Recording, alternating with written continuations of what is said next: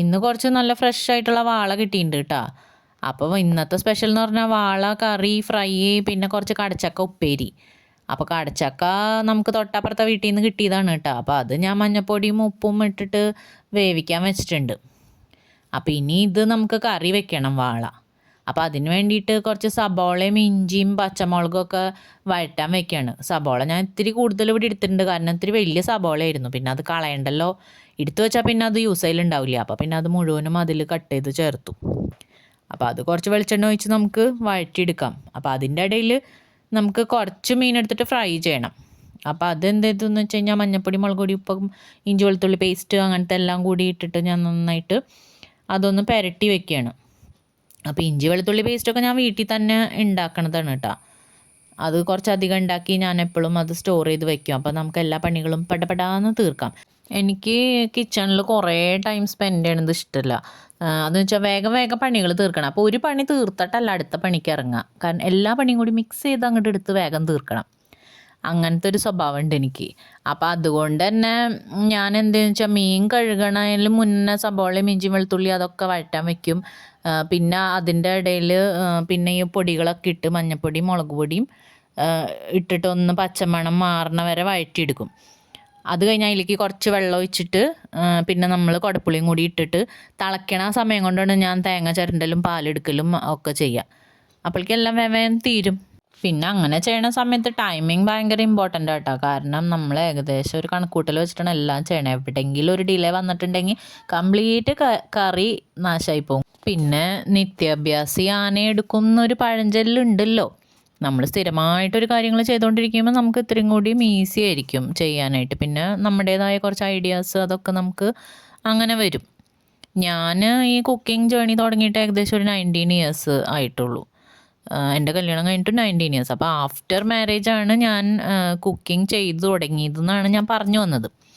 അപ്പോൾ ഈ non veg കുക്കിങ്ങിലൊക്കെ എൻ്റെ ഒരു ഗുരു എന്ന് പറയാൻ പറ്റണത് എൻ്റെ അമ്മായിയമ്മ തന്നെയാണ് കേട്ടോ. അതായത് ഹസ്ബൻഡിൻ്റെ അമ്മ. അമ്മ നന്നായിട്ട് കുക്ക് ചെയ്യും നോൺ വെജൊക്കെ. അതേപോലെ നല്ല സ്പീഡും പിന്നെ ഭയങ്കര നീറ്റ് ആൻഡ് ക്ലീൻ ആയിട്ട് എല്ലാ കാര്യങ്ങളും ചെയ്യും. അപ്പോൾ അമ്മേനെ കണ്ടിട്ട് തന്നെയാണ് ഞാനിതൊക്കെ പഠിച്ചേക്കണത്. പിന്നെ ഞാൻ ഉണ്ടാക്കിയാലൊന്നും അമ്മയുടെ കറിയുടെ ടേസ്റ്റിൻ്റെ 7 അയൽവക്കത്ത് പോലും വരില്ല. അത് വേറെ കാര്യം. പിന്നെ എൻ്റെ വീട്ടിലാണെങ്കിൽ ഫുൾ വെജിറ്റേറിയൻ ആണ് ഉണ്ടാക്കുക. അതായത് അമ്മ നോൺ വെജ് ഒന്നും കഴിക്കില്ല. പിന്നെ അച്ഛനാണെങ്കിൽ ഇത്തിരി അമ്പലവും കാര്യങ്ങളൊക്കെ ആയിട്ട് റിലേറ്റഡ് ആയിട്ട് നടക്കുന്നതുകൊണ്ട് മിക്ക ദിവസങ്ങളിലും വ്രതവും കാര്യങ്ങളൊക്കെ ഉണ്ടാവും. അപ്പം അന്ന് ഇറച്ചി മീനൊക്കെ വെക്കണ ഒരു ദിവസം എന്ന് പറഞ്ഞു കഴിഞ്ഞാൽ വല്ല ഓണോ വിഷുവോ ഒക്കെ വരുമ്പോൾ എല്ലാവരും കൂടി കൂടുമ്പോഴാണ്. അപ്പോൾ അതുകൊണ്ട് തന്നെ എനിക്ക് നോൺ വയ്ക്കാനും തീരെ അറിയില്ലായിരുന്നു എങ്ങനെയാണ് എന്താണെന്നൊക്കെ.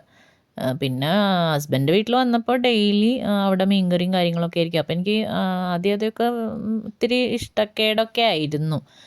പിന്നെ ഇപ്പോൾ ഭയങ്കര ഇഷ്ടമാണ്. മീനില്ലാണ്ട് എനിക്ക് ചോറ് ഇറങ്ങില്ല എന്നുള്ള ഒരു ഇതിലേക്ക് എത്തി. പിന്നെ കല്യാണം കഴിഞ്ഞ് ചേട്ടൻ്റെ കൂടെ ഗൾഫിലേക്ക് പോയപ്പോഴാണ് പിന്നെ സ്വന്തമായിട്ടുള്ള കുക്കിംഗ് തുടങ്ങിയത്.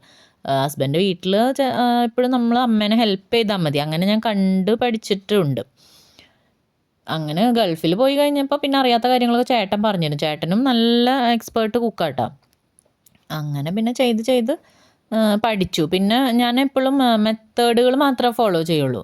അതിൻ്റെ അളവ് കാര്യങ്ങൾ അതൊക്കെ എൻ്റെ ഇഷ്ടത്തിന് തന്നെയാണ്. ഇപ്പോഴും ആരെങ്കിലും എന്തെങ്കിലും അളവൊക്കെ ചോദിച്ചാൽ എനിക്ക് അങ്ങനെ പറയാനൊന്നും പറ്റില്ല.